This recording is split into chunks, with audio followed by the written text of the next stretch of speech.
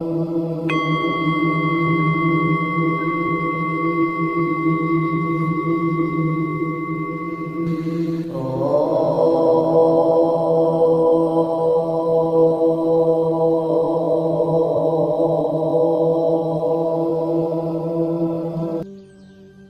हो सकता है ओम मंत्र का रहस्य?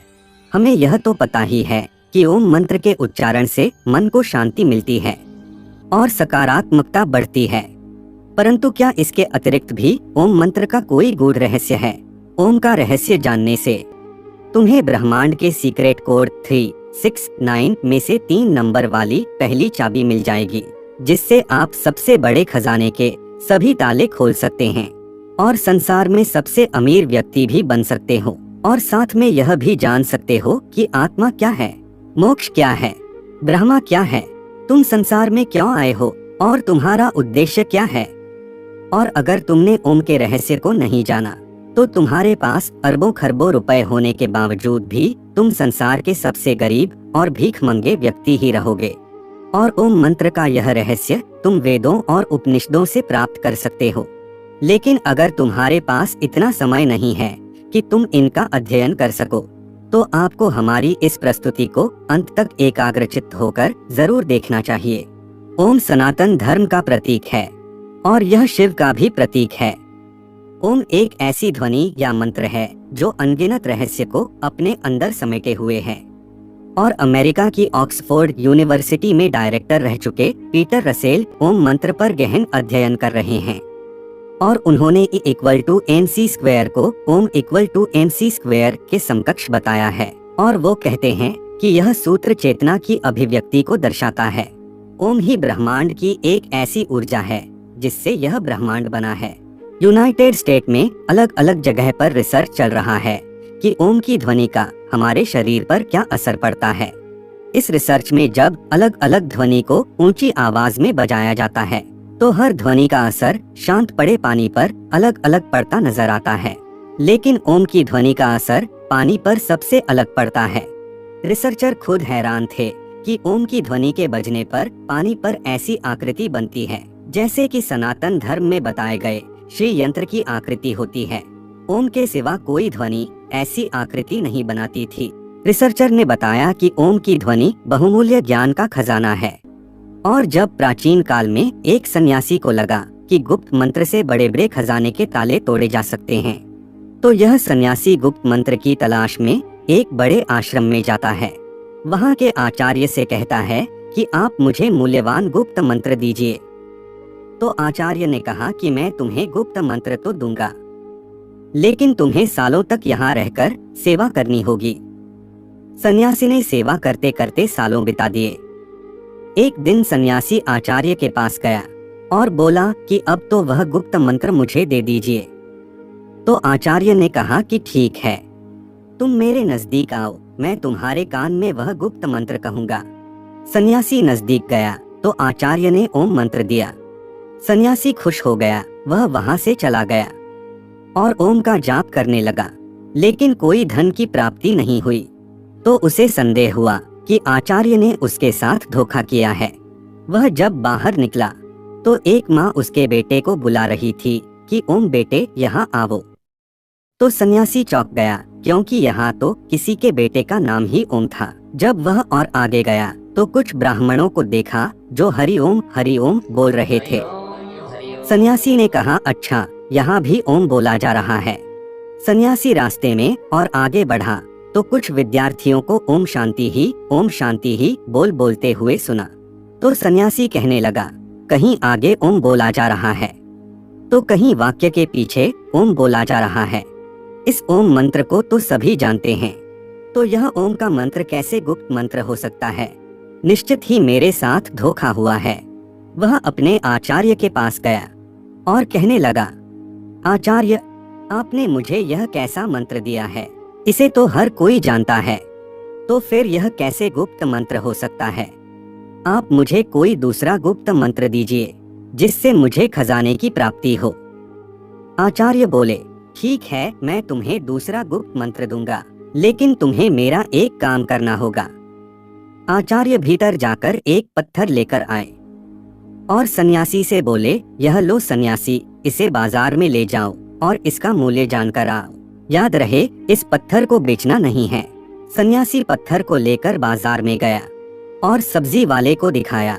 सब्जी वाला बोला, यह तो मेरे बाट के बराबर है, मैं उसके बदले में तुम्हें सेर बैंगन के सिवा कुछ नहीं दे सकता। सन्यासी उस पत्थर को लेकर फिर कपड़े वाले के पास गया तो कपड़े वाला बोला, क्या हमें उल्लू समझा है? पत्थर बेचकर हमें ठगना चाहते हो? चलो चलो यहाँ से। सन्यासी पत्थर को लेकर पूरे बाजार में फिरता रहा, लेकिन किसी ने उसका मूल्य नहीं बताया और किसी ने उसको मुफ्त में भी नहीं लेना चाहा। फिर सन्यासी उस पत्थर को लेकर एक जौहरी की दुकान पर गया। जौहरी ने उस पत्थर को देखा और बोला, कहाँ से मिला तुम्हें इतना कीमती रत्न? यह तो बहुत ही मूल्यवान रत्न है।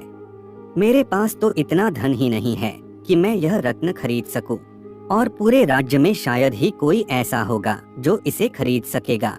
सन्यासी उस पत्थर को लेकर अपने आचार्य के पास वापस आया और आचार्य से कहने लगा, आचार्य, जौहरी इसे मूल्यवान बता रहा था और दूसरों के लिए यह एक पत्थर मात्र था। आपको पता था कि यह पत्थर नहीं लेकिन कीमती रत्न है, तो फिर मुझे इसका मूल्य जानने के लिए बाजार में क्यों भेजा? तो आचार्य कहने लगे, ताकि तुम ओम का मूल्य जान सको। जैसे इस पत्थर का मूल्य हर कोई नहीं जान सका, यानी इसका मूल्य गुप्त है, हर कोई नहीं आंक सकता, केवल पारखी आंखें ही पहचान सकी कि यह पत्थर नहीं रत्न है। उसी तरह ओम भी एक रत्न है जिसका मूल्य गुप्त है, और जो ओम का मूल्य जानते हैं वह समृद्ध हो जाते हैं। अब ध्यान से सुनो, मैं तुम्हें ओम का विस्तार पूर्वक रहस्य समझाता हूँ। देवताओं के सेनापति भगवान कार्तिकेय ने भगवान शिव को ओम का जो अर्थ बताया है वह मैं तुम्हें बताता हूँ। ओम एक ऐसी प्राकृतिक ध्वनि है जो बिना किसी टकराव से उत्पन्न होती है। इसे तुम अक्षर, शब्द, ध्वनि या नाद भी कह सकते हो। ओम में 3 ध्वनियां हैं जिसे मात्रा कहा जाता है। वे है अध्वनि, उध्वनि और मध्वनि। जब अध्वनि और उध्वनि मिलते हैं तो ओ ध्वनि बनाता है, और जब उध्वनि से म मिल जाता है तो ओम बनता है। ओम की 3 ध्वनियों से ही समस्त विश्व की सभी भाषाएं और बोलियां बनती है, और गूंगा भी अध्वनि, उध्वनि और मध्वनि यह 3 ध्वनियां बोल सकता है। आपकी भाषा कोई भी हो, लेकिन जब आप उच्चारण के लिए मुंह खोलते हैं तो सबसे पहले अकार की ध्वनि ही निकलती है, और जब तुम उच्चारण के अनंतर मुंह बंद करते हो तो मकार की ध्वनि ही निकलती है, और जब तुम होठों को पास लाकर मुख को आधा खुला और आधा बंद रखते हो तब उकार की ही ध्वनि सुनाई पड़ती है। इसीलिए सभी भाषाओं की सभी ध्वनियां, फिर वह स्वर हो या व्यंजन, ओमकार के अंतर्गत ही आती हैं। इसलिए ओम विशिष्ट वैश्विक ध्वनि है। ओम ईश्वर का प्रतीक भी है। मांडुक्योपनिषद के अनुसार ओमकार जगत की उत्पत्ति और लय का प्रतीक है। अध्वनि सर्जन को दर्शाती है, उध्वनि सांसारिक प्रपंच को दर्शाती है, और मध्वनि इस समग्र संसार के लय को दर्शाती है। ओमकार आत्मा की 3 अवस्थाओं को भी दर्शाता है। पहली स्थिति है जागृत। इस अवस्था में जीवात्मा अपने स्थूल अंगों और इंद्रियों से भोगों को भोगता है। दूसरी स्थिति है स्वप्न अवस्था। इस अवस्था में जीव अंतः प्रज्ञ होकर जागृत अवस्था में भोगे हुए भोगों को अपने मन के द्वारा अनुभूति करता है। तीसरी अवस्था है सुषुप्ति। इस स्थिति में जीवात्मा आनंदमय ज्ञान स्वरूप हो जाती है और ज्ञान से परमानंद को प्राप्त करती है, और इन तीनों अवस्था के बाद आत्मा ब्रह्मलीन हो जाती है। इस अवस्था में आने के बाद आत्मा अद्वैत शिव ही शिव रह जाती है। अब उसे जीव, जगत और ब्रह्म के भेद का प्रपंच नहीं रहता, और उसे अनाहत नाद ओम सुनाई देता है।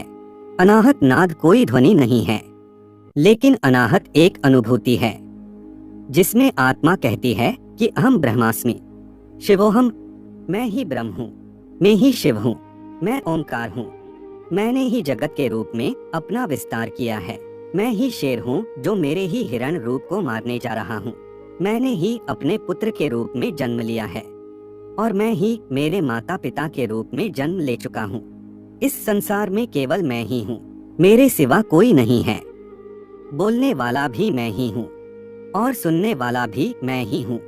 सांप बनकर मैं ही अपने आप को डसने जा रहा हूँ और मैं ही उससे बचने के लिए दौड़ रहा हूँ। इस ओमकार के रहस्य को जान लेने के बाद सोना, चांदी, रुपए, पैसे सब मिट्टी लगने लगता है, क्योंकि यह सब भौतिक पदार्थ वास्तव में मेरा ही स्थूल रूप है।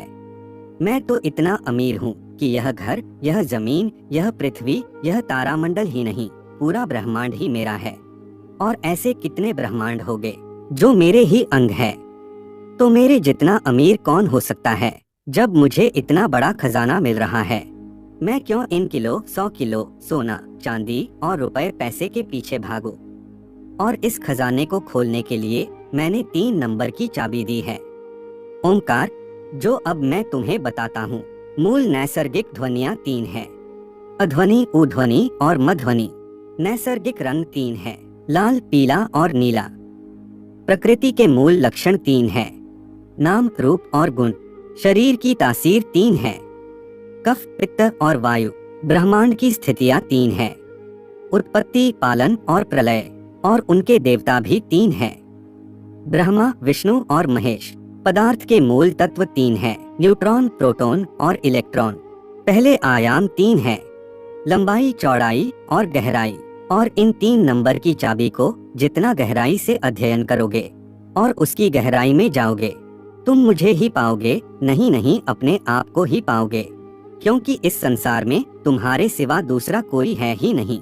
तो मित्रों, यह प्रस्तुति आपको पसंद आई है तो प्रस्तुति को लाइक